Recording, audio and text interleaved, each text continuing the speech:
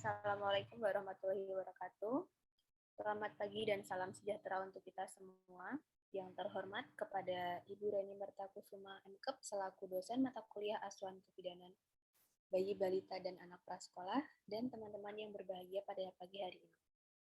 Saya selaku moderator dari kelompok 1 yang akan membantu jalannya acara seminar pada pagi hari ini. Izinkan saya memperkenalkan diri dan memperkenalkan anggota kelompok 1. Yang pertama, Adinda Amalia Adriani Alfiah. Yang kedua, Afifah Nur Aini. Yang ketiga, Agnes Anastasia Wulandari. Yang keempat, Aisyah Anna Mardiah Ramadhani. Yang kelima, Amalia Nafisa. Yang keenam, Anissa Putri Artadewi.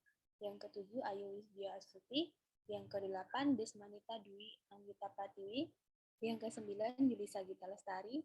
Yang ke-10, Dewi Sri Putri Wahabi. Yang ke-11, Dika Ramadanti. Yang ke-12, Elmi Nanda. Selanjutnya, saya akan membacakan susunan acara, yaitu yang pertama adalah pembukaan, yang kedua adalah penyampaian materi dari kelompok, dan yang ketiga dilanjutkan dengan penutup. Langsung saja, untuk mempersingkat waktu, marilah kita buka acara pada pagi hari ini dengan membaca basmalah. Bismillahirrahmanirrahim. Selanjutnya yang kedua, cara penyampaian materi oleh kelompok.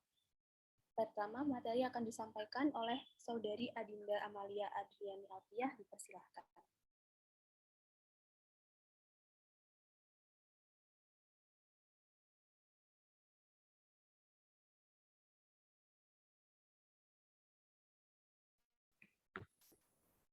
Yang pertama, makanan pendamping ASI.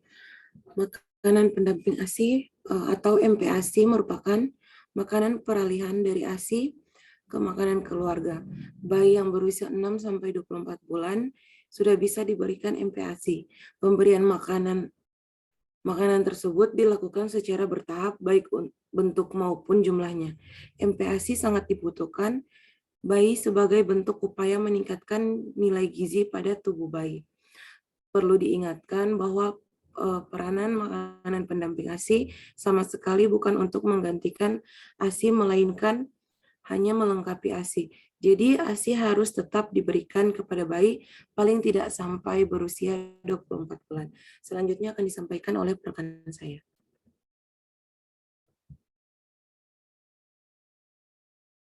Baik, selanjutnya yaitu tujuan memberikan MPASI. Tujuan memberikan MPASI yaitu untuk melengkapi zat gizi ASI yang sudah berkembang dan mengembangkan kemampuan bayi untuk dapat menerima berbagai rasa, bentuk, mengunyah dan menelan, mencoba beradaptasi terhadap makanan yang mengandung kadar energi tinggi. Baik, selanjutnya akan dijelaskan oleh rekan saya.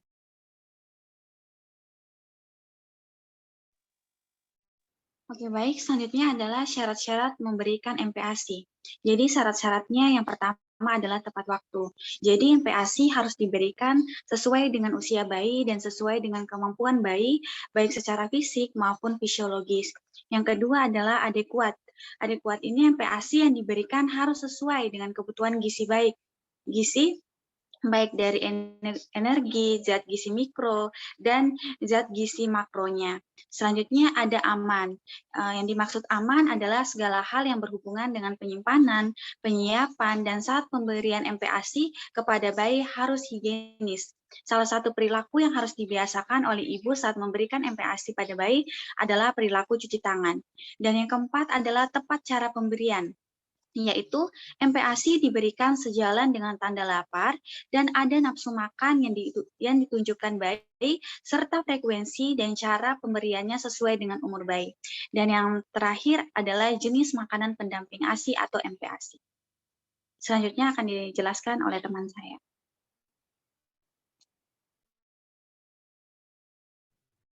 Baik, selanjutnya memberikan makanan secara bertahap, baik dari tekstur maupun jumlah porsinya. Seperti awalnya bayi diberikan makanan cair dan lembut. Lalu setelah bayi bisa menggerakkan lidah atau mengunyah, bayi diberikan makanan yang semi padat. Dan jika bayi mulai tumbuh gigi, yaitu diberikan makanan sebagai berikut. Yang pertama ada buah-buahan yang dihaluskan atau bentuk sari buah. Yang kedua ada makanan lunak dan lembek. Dan yang terakhir ada makanan yang dikemas dalam saset. Baik, selanjutnya akan dilanjutkan oleh teman saya. Baik, berikut ada cara dari pengolahan makanan pendamping ASI. Nomor satu adalah jagalah kebersihan. 2, pisahlah pangan mentah dari pangan matang atau memisahkan makanan mentah dari makanan matang. Yang ketiga ada masaklah dengan benar. 4, jagalah pada suhu aman. 5, gunakan air dan bahan buku yang aman. 6, pilihlah bahan makanan dengan kualitas terbaik. Bahan makanan yang baik adalah dari dipanen cukup umur atau kecuali bahan makanan yang dikehendaki masih muda seperti sayuran. 7, hindari bahan tambahan makanan atau kemasan membahayakan kesehatan. 8, jaga kebersihan tempat atau wadah serta alat untuk membuat makanan pendamping ASI untuk menghindari bayi mengalami pencemaran dan keracunan. 9, cucilah tempat makanan bayi atau peralatan yang digunakan untuk memasak makanan pendamping ASI dengan panas agar lebih stabil. Baik, selanjutnya akan dijelaskan oleh rekan saya.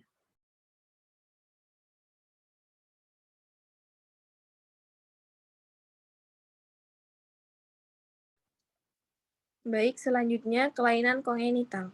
Kelainan kongenital merupakan kelainan dalam pertumbuhan struktur bayi yang timbul semenjak kehidupan hasil konsepsi sel telur. Kelainan kongenital dapat diidentifikasikan sebelum kelahiran, saat kelahiran, atau kadang-kadang hanya dideteksi kemudian pada masa bayinya. Baik, selanjutnya akan dijelaskan oleh teman saya.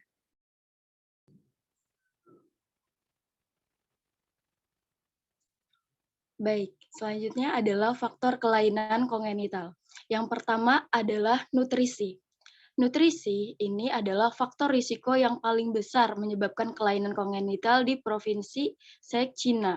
Adalah tidak mengkonsumsi asam folat selama hamil, disusul gaya hidup tidak sehat, dan pendidikan ibu yang rendah. Selain asam folat, calon ibu yang kekurangan yodium akan menyebabkan janinnya lahir dengan kadar yodium rendah, sehingga janin tersebut akan tumbuh dengan disabilitas intelektual. Faktor kelainan kongenital yang kedua adalah mengkonsumsi obat. Ibu yang mengkonsumsi obat anti muntah ondansetron pada trimester pertama kehamilan memiliki risiko lebih besar melahirkan bayi dengan kelainan kongenital pada jantung dan celah orofasial. Ondansetron dapat menyebabkan pemanjangan gelombang QT dan aritmia jantung. Efek teratogeniknya timbul akibat aritmia jantung embrio, terganggunya suplai darah dan oksigen pada embrio, serta kerusakan reperfusi. Namun, hingga saat ini masih ada pro kontra terkait efek teratogenik ondansetron karena ada penelitian yang tidak menemukan asosiasi antara konsumsi ondansetron pada ibu hamil dengan kelainan kongenital. Kelainan kongenital yang ketiga yaitu ada usia orang tua. Nah, usia ibu dan usia ayah yang tua saat terjadi pembuahan dapat meningkatkan risiko timbulnya kelainan kongenital pada janin yang dikandung. Dalam sebuah penelitian di Norwegia, ditemukan hubungan antara usia orang tua yang tua dengan timbulnya cleft. Sebuah penelitian yang menggunakan data dari The National Birth Defects Prevention Study mendapatkan hasil bahwa peningkatan usia ayah meningkatkan risiko timbulnya cleft, hernia diafragma, dan kelainan kongenital pada jantung janin. Nah, faktor kelainan kongenital yang keempat yaitu ada lingkungan. Seorang ibu hamil yang merokok dapat menyebabkan timbulnya kelainan kongenital pada janin yang dikandungnya. Hal ini dibuktikan dalam suatu penelitian di Brazil, di mana ditemukan hubungan antara ibu yang merokok dengan timbulnya cleft lip palate pada janinnya. Mekanisme mengapa merokok dapat menyebabkan kelainan kongenital pada janin masih belum dimengerti.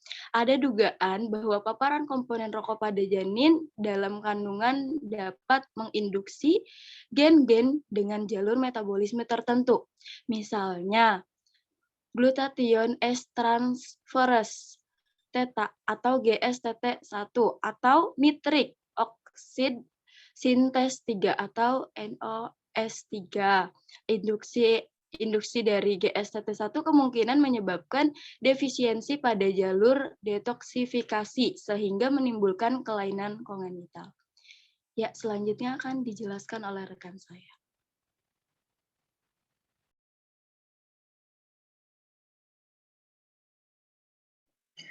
Oke, selanjutnya yaitu contoh kelainan kongenital pada bayi. Contoh kelainan kongenital pada bayi yang pertama yaitu bibir sumbing. Bibir sumbing merupakan kelainan atau cacat bawaan yang ditandai dengan adanya celah pada kedua sisi kanan maupun kiri bibir.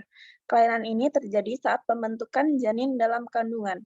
Terkadang meluas sampai mencapai langit-langit atau palatum, bahkan merusak estetika cuping hidung yang disebut dengan labiopalastosis.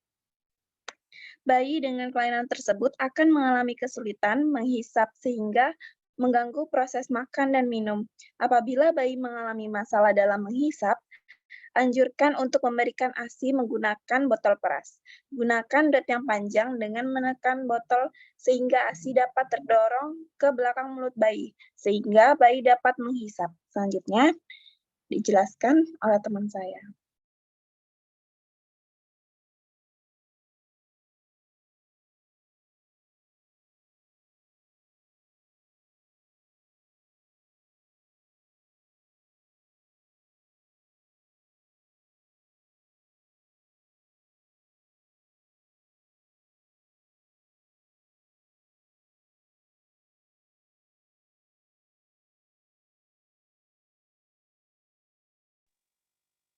Dan selanjutnya ada cara memberikan makan pada bayi dengan kelainan bibir sumbing. Yang pertama, membantu memposisikan anak agar duduk tegak selama makan. Yang kedua, ada menggunakan sendok dengan cekungan yang tidak terlalu dalam untuk memudahkan anak saat makan. Yang ketiga, memberikan makanan bertekstur lumat seperti buah yang telah dihaluskan, bubur tim saring, dan bubur sumsum. Yang keempat, ketika anak berusia 12 bulan, bisa memberikan makanan dewasa seperti balita pada umumnya, namun buatlah teksturnya menjadi lebih lunak. Yang terakhir, mengenalkan berbagai rasa makanan sedikit demi sedikit agar anak terbiasa makan. Selanjutnya akan dijelaskan oleh rekan saya.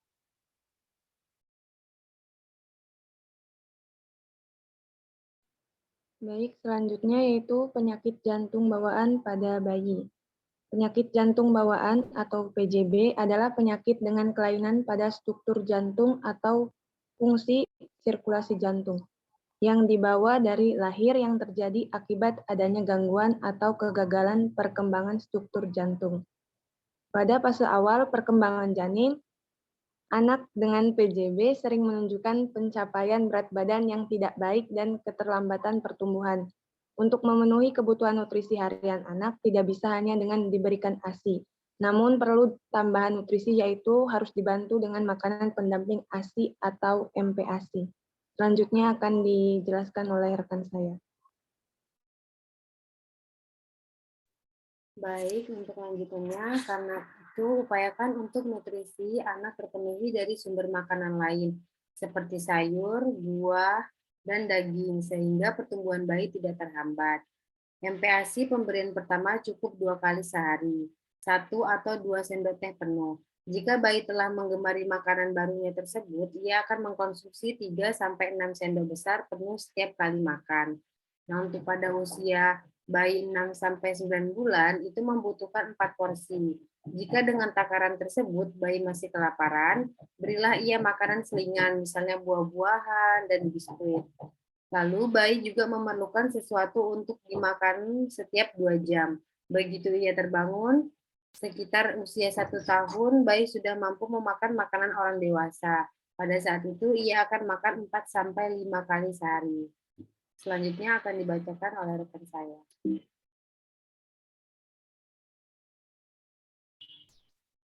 Selanjutnya adalah kesimpulan.